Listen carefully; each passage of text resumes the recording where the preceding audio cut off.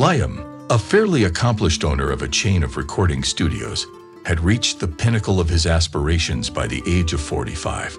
A thriving enterprise generating a solid income, a luxury car, and a wife, Harper, 15 years younger than him. Their acquaintance blossomed when Harper, a 20-year-old gal, came to his studio as an assistant.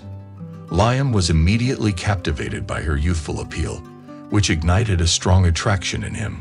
Although Harper had already stopped working at the studio, Liam's passion for her had not diminished.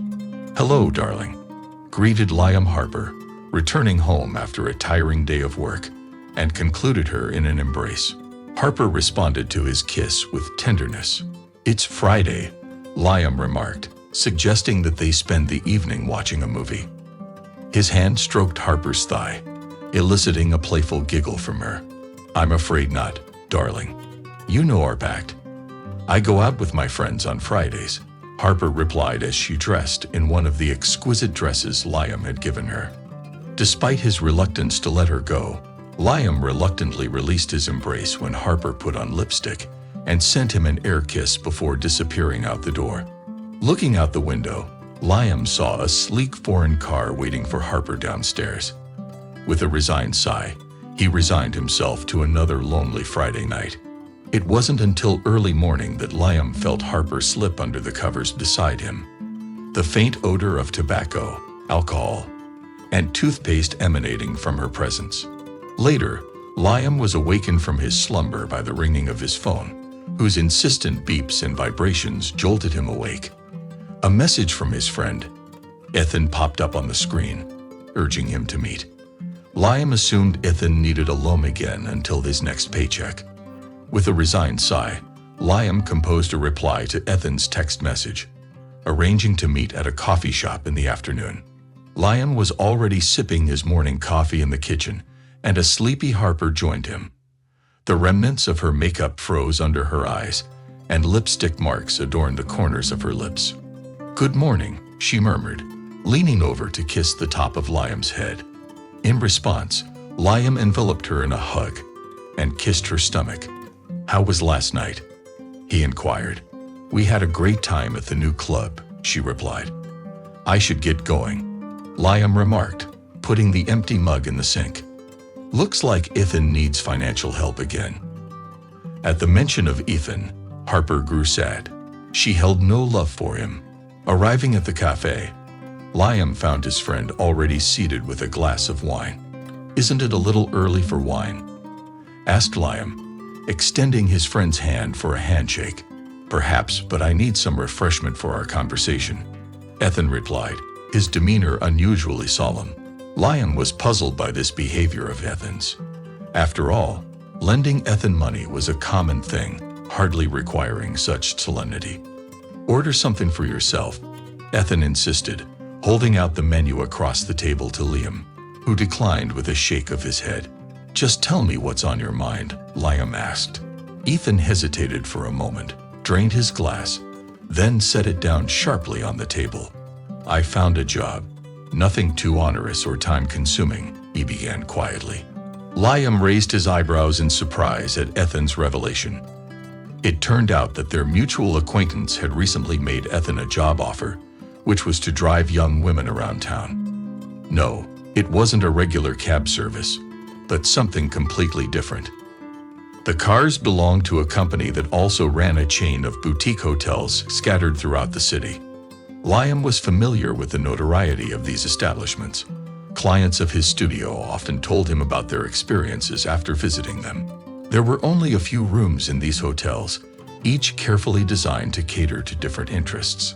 Finding them was not easy. Potential guests would register on the website, indicating the desired room theme and the physical details of the attendant.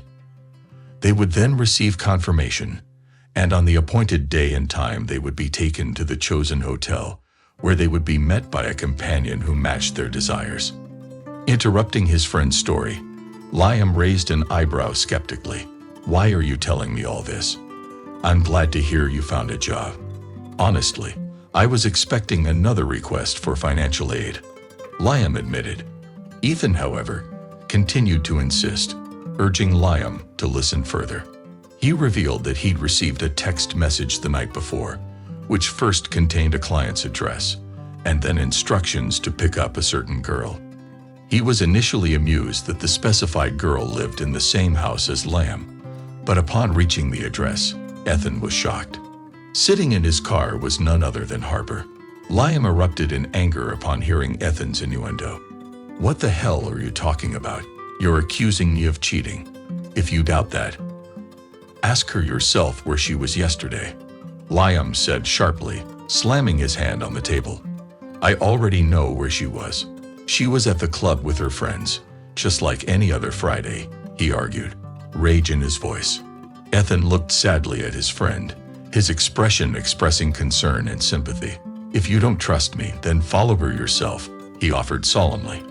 Liam, angered by Ethan's insinuation, rose abruptly from his seat and ran out of the cafe. Did his friend really find entertainment in this? A tasteless joke at best. An hour later, a text message arrived on Liam's phone containing a link to a website.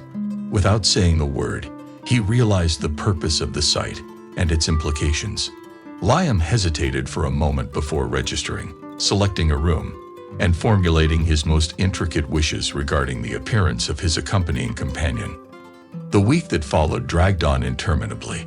Liam was consumed with thoughts of Ethan's words and the upcoming Friday. What if there was truth to his friend's claims? What if his wife hadn't just been spending evenings with her girlfriends, but had been deceiving him all along?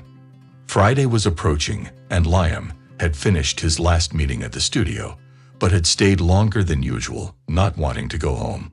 Today, he decided to stay at the studio, waiting for the car that would take him to the infamous hotel. Harper had sent him a picture with a caption confirming her plans to spend the evening with friends. Liam scrutinized the picture. His wife looked radiant. An hour later, Liam received another text message, this time from an unfamiliar number, saying the car was ready. Leaving the studio, he silently entered the waiting car. The interior was plunged into darkness, which was aggravated by the heavily tinted windows. After a short drive, they pulled up to a gray building devoid of any signage or distinguishing features. "Head for the Azure entrance," the chauffeur ordered. Liam nodded obediently and got out of the car.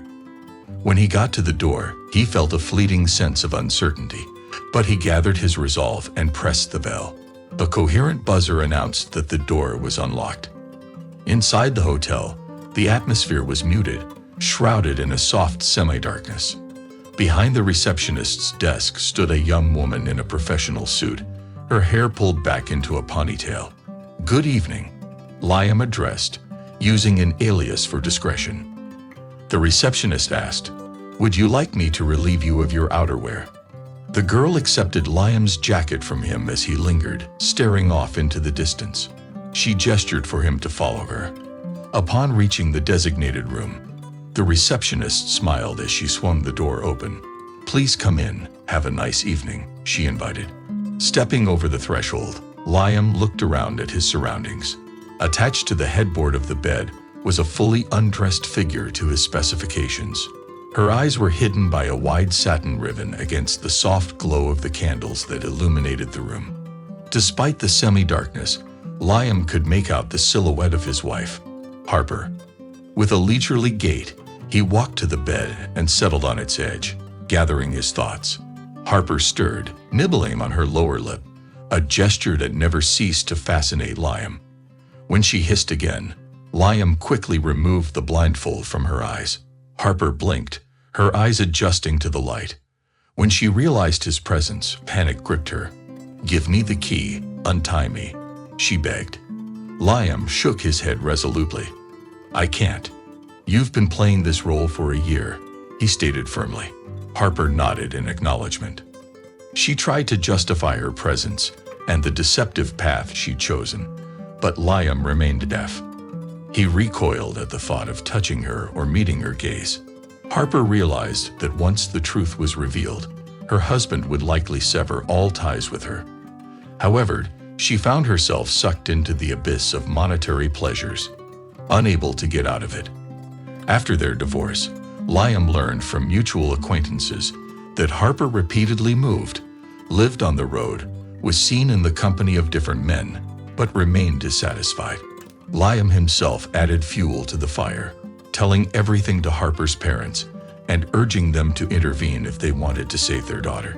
Despite his best efforts, their relationship had soured irrevocably. Liam still harbored love for his ex-wife. Deep emotions don't dissipate quickly. However, he was determined to never let Harper into his life, because a lying person like her had no place in his world.